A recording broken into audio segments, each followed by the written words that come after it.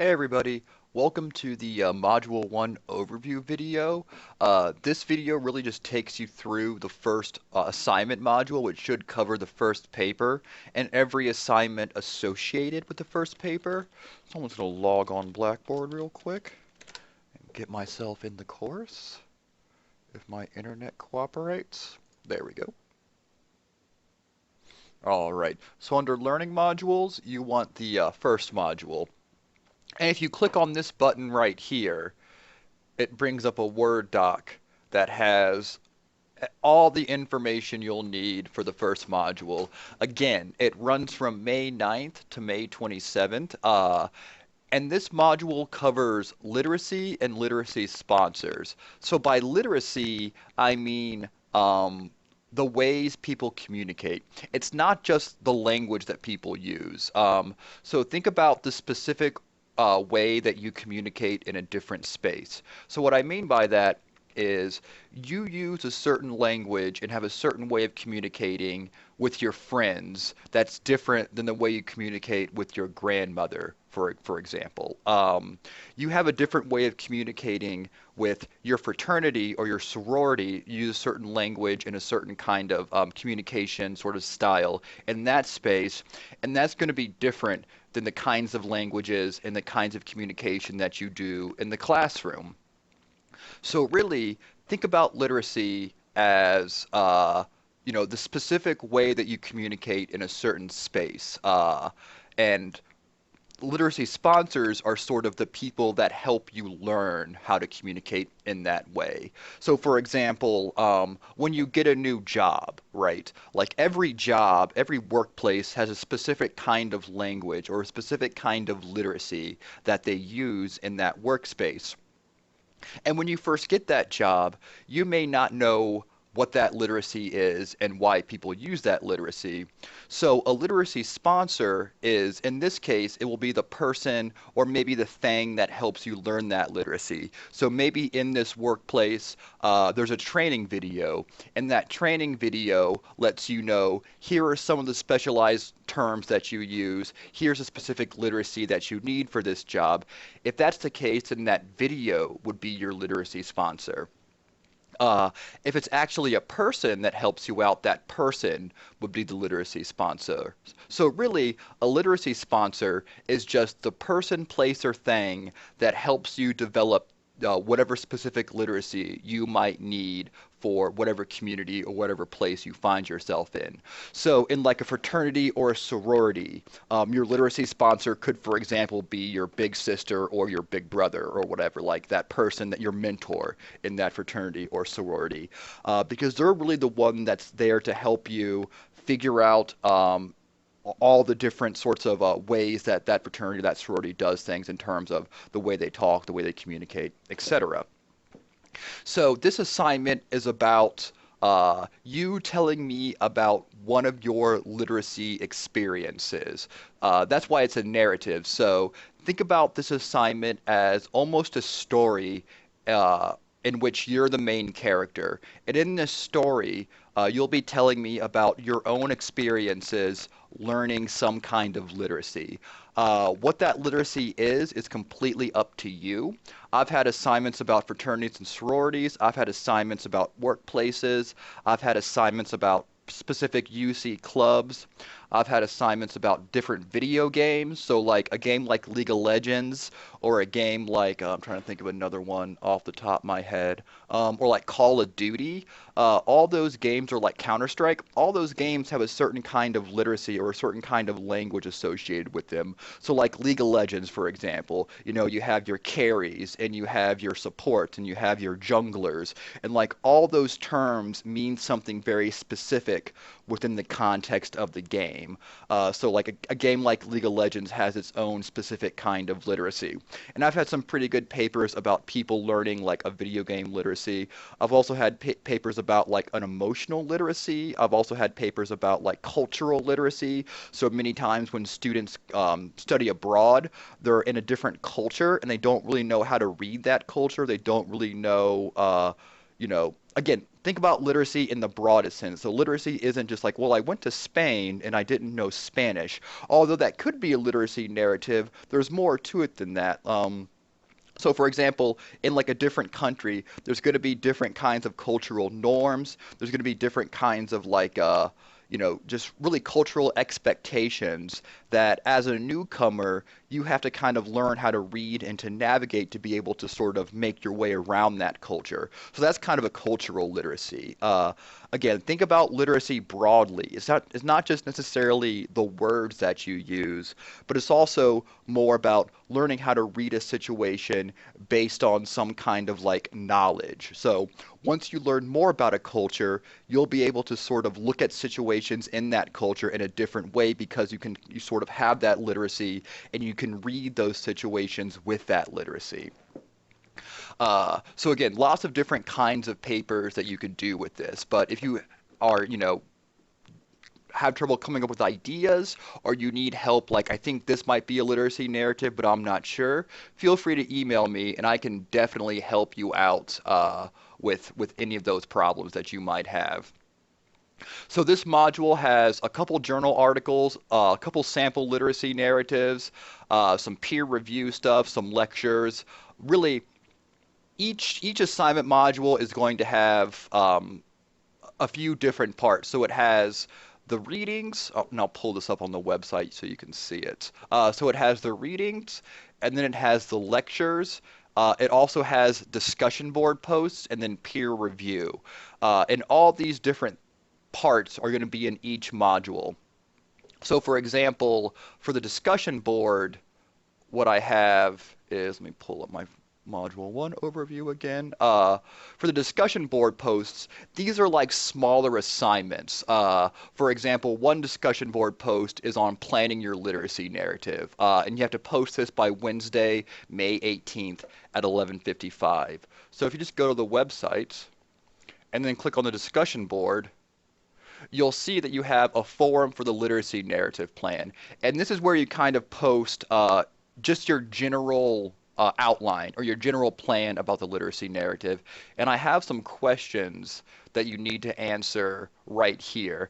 And this just helps me get a general idea of where you're going. So be sure to post that by Wednesday, May 18th, and then also comment on 3 classmates' brainstorms. Try and comment a couple days after Wednesday, let's say by Friday the 20th. Try to have your 3 comments on Blackboard. But really, again, this is for you to kind of share your ideas with classmates, get some feedback from them, and I'll also post on this discussion board to give you some feedback. So that's one reason we'll be using the discussion board, for you to post your literacy narrative plan and to get feedback from other students and from myself. The other part of the discussion board is the peer review.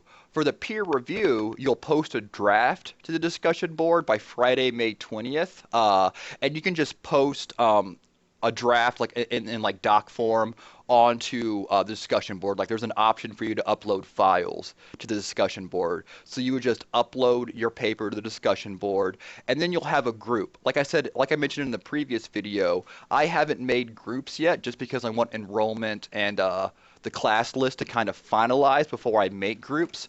But you'll be in groups of about 4 or 5, and then you'll be responsible for giving comments to your group mate's draft. So you have to post by Friday, May 20th at 11:55, and then your comments to your group mates drafts are due on Sunday, May 22nd. Some other things are some reading summaries. So we have these 2 articles, the Deborah Brandt article and the DeVos article. You have to write short responses, really just a paragraph, well, actually 2 paragraphs. So about a page, single spaced. That'll be about 500 or 600 words. It's okay to single space these. You can double space them if you want, but if you double space it, it'll be about 2 pages. I'm more interested in the 500 to 600 words, but just answer each of these questions in a paragraph. I have the questions right here. And then these reading summaries you will email to me by Wednesday, May 25th at 11:55 p.m. I'll email you with a reminder as we get closer to that date, though. And then finally, we have the actual essay, which is due Friday, May 27th. And I've already kind of explained this a little bit, but I'll get into more of the nitty-gritty details right now. So it's 3 to 5 pages. That'll be about 1,000 to 1,700 words. Excuse me. And again, in this essay, what I want you to do is to write a narrative or a story that tells me about some experience that you've had with literacy. Again, it can be something as simple as learning a different language. So, my experience learning Spanish or French or Italian. It could also be just your experience learning to read for the first time. But again, it can be something more about a different kind of literacy, like a specific job literacy or cultural literacy, emotional literacy, environmental literacy, digital literacy. Oh, that's a good one. So if you're like in engineering, for example, maybe you want to tell me about your experience learning C++ or C Sharp or Visual Basic or one of these coding languages, or maybe HTML5 or whatever, because those count as literacies as well. But really, what I'm looking for is tell me your experience learning that literacy and also tell me about the literacy sponsors that helped you along. Again, sponsors can be people, they can be things like books, they can be places. It doesn't really matter. Just think about the literacy sponsor as that thing that helps you along in your development of that literacy. So again, it can be a person, it can be a place, it can be a thing like a book or a video. Maybe you're a self-taught computer programmer and you learned all your skills watching YouTube videos. In that case, those YouTube videos or the people that made those YouTube videos would be your sponsor. So sponsors don't have to be people. Uh, I have a whole video I'll show you under the learning module on literacy sponsors. Again, the video, ignore the dates in these videos.